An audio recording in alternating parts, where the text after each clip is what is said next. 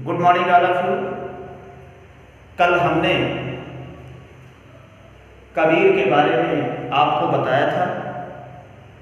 कबीर का परिचय हमने दिया था और कवियों के काल विभाजन के बारे में बताया था। कबीर भक्ति काल की निर्गुण भक्ति धारा के प्रमुख कवि माने जाते हैं। ये भी हमने कल आपको बताया था। आज हम साखियों की चर्चा करेंगे। कल जो चर्चा हमने की उसे केवल आपको सुनना था, कॉपी में नहीं लिखना है। पहले जो 3 चैप्टर गद्य के हो चुके हैं उन्हें गद्य खंड की कॉपी में लिखना था और ये काव्य खंड की कॉपी में लिखेंगे। जैसा लिखा हुआ है पहले आप पूरी साखी लिखेंगे और इसके बाद आप साखियों का भावार्थ लिखेंगे। वीडियो को आप सुनते जाएंगे और इसके बाद आप लाइन टू लाइन भावार्थ लिखेंगे।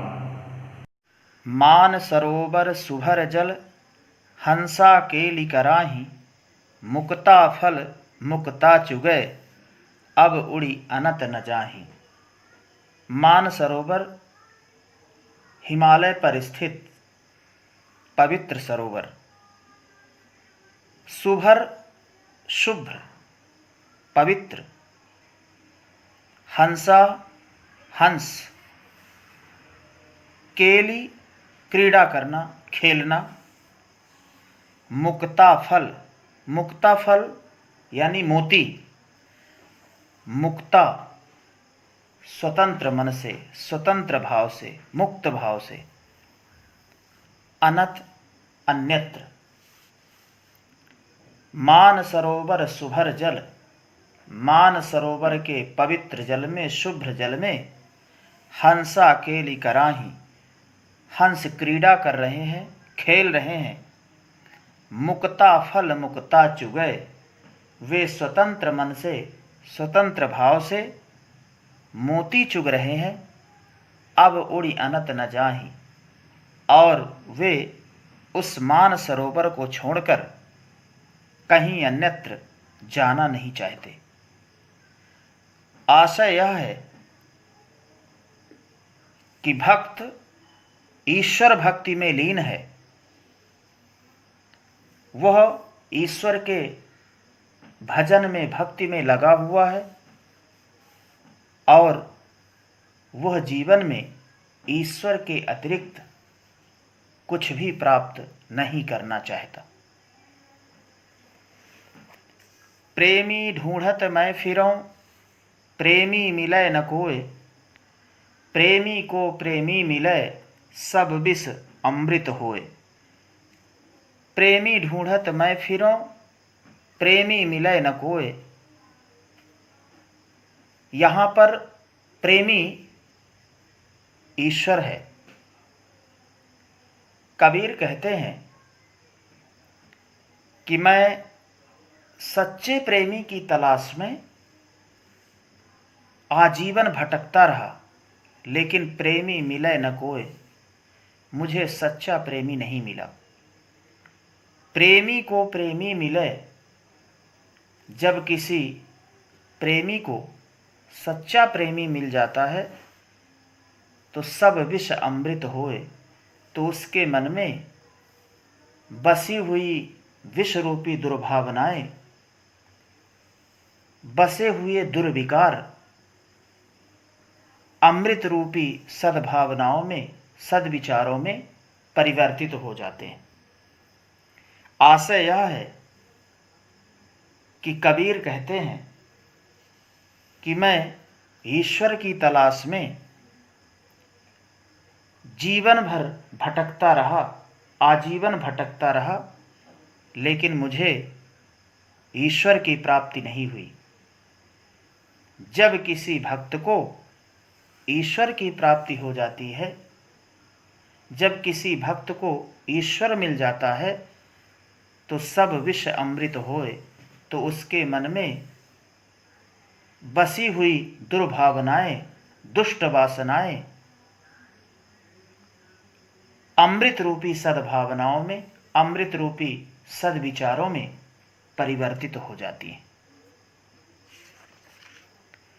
हस्ती चढ़िए ज्ञान को, सहज दुलीचा डारी, स्वान रूप संसार है, भूकन दे झखमारी। हस्ती हाथी, सहज दुलीचा डारी, दुलीचा कालीन चादर, डारी डालकर, स्वान कुत्ता, झखमारी मजबूर करना, विवश करना। इस साखी में कबीर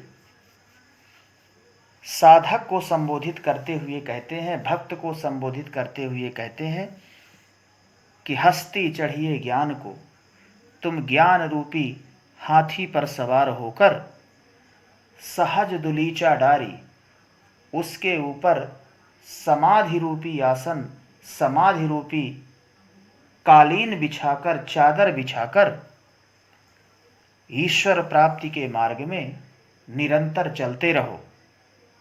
स्वान रूप संसार है, यह संसार तो कुत्ते के समान है। भूकन दे झखमारी, जो किसी को देखकर भौंकता रहता है। आशय यह है कि भक्त को, साधक को लोक निंदा की परवाह किए बिना, लोक निंदा की चिंता किए बिना ईश्वर प्राप्ति के मार्ग में, प्रभु भक्ति के मार्ग में निरंतर चलते रहना चाहिए। एक बार इनको पुनः देखेंगे, आप कैसे कॉपी में लिखेंगे। मान सरोवर सुभर जल, मान सरोवर के पवित्र जल में हंस खेल रहे हैं, क्रीड़ा कर रहे हैं। वे स्वतंत्र मन से, स्वतंत्र भाव से, मुक्त भाव से मोती चुग रहे हैं और वे उस मान सरोवर को छोड़कर कहीं अन्यत्र जाना नहीं चाहते। आशय यह है कि भक्त ईश्वर भक्ति में लीन है, ईश्वर भक्ति में संलग्न है और वह जीवन में ईश्वर के अतिरिक्त कुछ भी प्राप्त नहीं करना चाहता। प्रेमी ढूंढत मैं फिरों, प्रेमी मिले न कोय। कबीर कहते हैं कि मैं सच्चे प्रेमी की तलाश में आजीवन भटकता रहा, लेकिन मुझे सच्चा प्रेमी नहीं मिला। जब किसी प्रेमी को सच्चा प्रेमी मिल जाता है तो उसके मन में बसी हुई विषरूपी दुर्भावनाएं, बसी हुई विषरूपी दुष्ट वासनाएं अमृत रूपी सद्भावनाओं में, अमृत रूपी सद्विचारों में परिवर्तित हो जाती हैं। आशय यह है कि कबीर कहते हैं कि मैं सच्चे प्रेमी की तलाश में, ईश्वर की तलाश में आजीवन भटकता रहा, लेकिन मुझे ईश्वर की प्राप्ति नहीं हुई। जब किसी भक्त को ईश्वर की प्राप्ति हो जाती है, जब कोई भक्त ईश्वर को प्राप्त कर लेता है, तो उसके मन में बसे हुए दुर्विकार, दुष्ट वासनाएं, दुर्भावनाएं अमृत रूपी सद्भावनाओं में, सद्विचारों में परिवर्तित हो जाती हैं। हस्ती चढ़िए ज्ञान को, सहज दुलीचा डारी। कबीर साधक को संबोधित करते हुए कहते हैं, भक्त को संबोधित करते हुए कहते हैं कि तुम ज्ञान रूपी हाथी पर सवार होकर उसके ऊपर समाधि रूपी, कालीन रूपी आसन बिछाकर ईश्वर प्राप्ति के मार्ग में निरंतर चलते रहो। यह संसार कुत्ते के समान है, जो किसी को भी देखकर भोंकता रहता है। अर्थात भक्त को लोक निंदा की परवाह किए बिना, संसार के आलोचना की चिंता किए बिना ईश्वर प्राप्ति के मार्ग में निरंतर चलते रहना चाहिए। ये तीनों साखियों का भावार्थ आप कंप्लीट कर लेंगे और इसके बाद हम कल चर्चा करेंगे।